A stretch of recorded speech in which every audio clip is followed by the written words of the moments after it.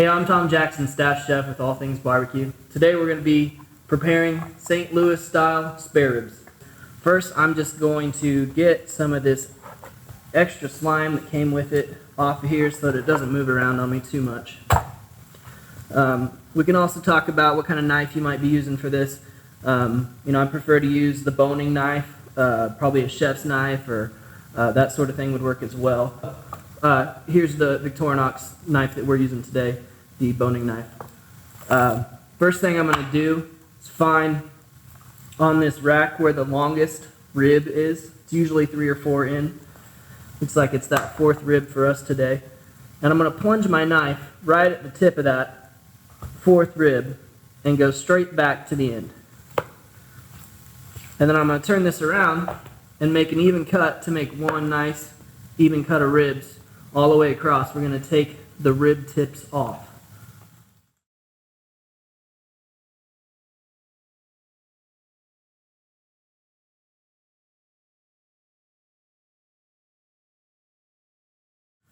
What I want to do here is go ahead and square up the ribs.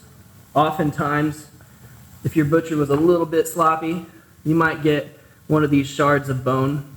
So we're going to go ahead and take that off. That's not really going to do you any good, probably more dangerous than anything. And then I'm going to go ahead and square it up at the other end, just so everything's nice and even. And I'm just trying to find where my smaller bones are and where I want to make that cut. So then we have this membrane on the back side of the ribs that we want to get rid of.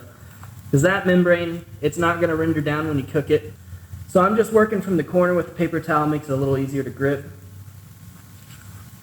Get hold of that membrane. And we're just going to pull it off like that, all the way to the back side. And there's that papery membrane. We don't need that. We'll get rid of it. Alright, so we're going to start with a binder, something that's going to help our rub stick to our meat. In this case, we're using yellow mustard, and you really don't need a lot of it. We're not seasoning with the mustard. We're just using it to get that rub to stick to it. So I'm going to rub this around all over this surface. And then we're going to go ahead and put our rubs on here. And today what we're using is Our Butts Are Smoking, Butt Kickin' Chicken, and Our Butts Are Smoking Ozark Heat. About a 50-50 mixture of those two. So we're not going to go too heavy on this. We've got a whole nother shaker to put, or a whole nother rub to put on top of it.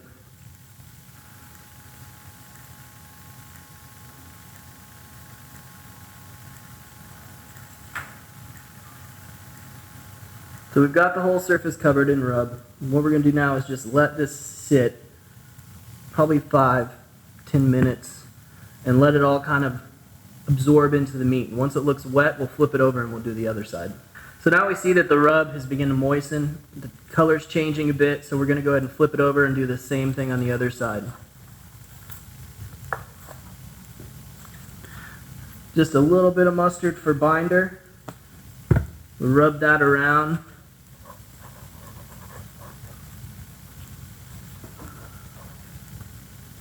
Our Butts Are Smoking Kickin' Chicken.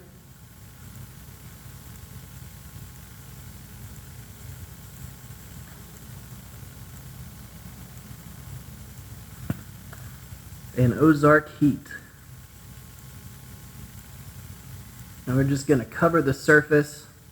I'm not going too heavy.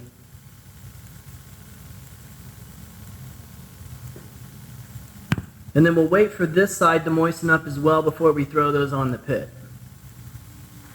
We're cooking our ribs on a Yoder Smokers YS 640 pellet cooker today.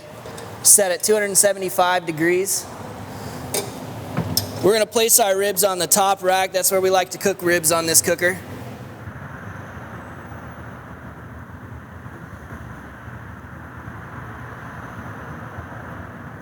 Right up there. And we're going to give them about 2 hours just to sit in there, do their cooking before we check on them or do anything. Now that our ribs have been out on the cooker for a couple of hours, we've achieved the color that we like and allowed the smoke to penetrate the meat. And we've got our nice savory flavors going on with the rub on here. But what we're going to do now is incorporate some sweetness. So we're going to go and put some brown sugar down and some honey. And we're flipping the ribs over this time to cook meat side down. Now, the first couple of hours we had this back side and the bones protecting the meat on top. For the rest of this cook, what we're going to do is wrap this, put it face down, and it gives it the opportunity for the meat to braise in its own juices, as well as the sweet element that we're adding here with the brown sugar and honey. So we've got the back side done there. What we're going to do is double wrap these with foil.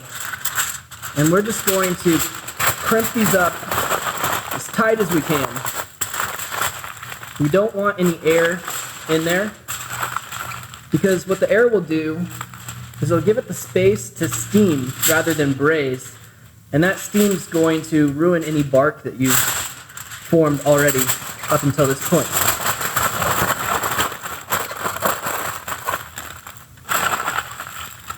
Alright, so now that these are tightly wrapped, we're going to put them back on the pit until we're ready to sauce. Alright, so our ribs have been on for about 2 more hours wrapped. We went out there and checked on them. They're right where we want them to be, so we're going to go ahead and sauce them. What we're looking for is ribs that have a little bit of movement in them now. The bones are moving, or the meat is moving around the bones. You can kind of do a little twist test. You can see that that meat is not falling off the bone yet, but it is moving around the bone, and that's the perfect spot. That's where we want them. So we're going to flip these over. You can see what those look like. Beautiful. And we have a mixture of a couple sauces here today that we're going to use.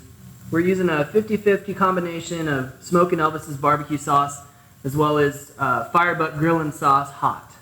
And we're just going to brush a little bit of this right here on the top side of the ribs. And these ribs are just hot off the cooker right now, so we're not even going to bother putting these back on the cooker to set that sauce. I'll just sort of tint this foil around here without trying to mess it up. We'll put them back here and just let them sit, and it'll kind of set up on those ribs by itself.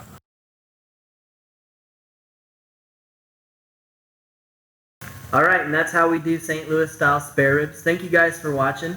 For more tips and recipes, visit atbbq.com. All things barbecue, where barbecue legends are made.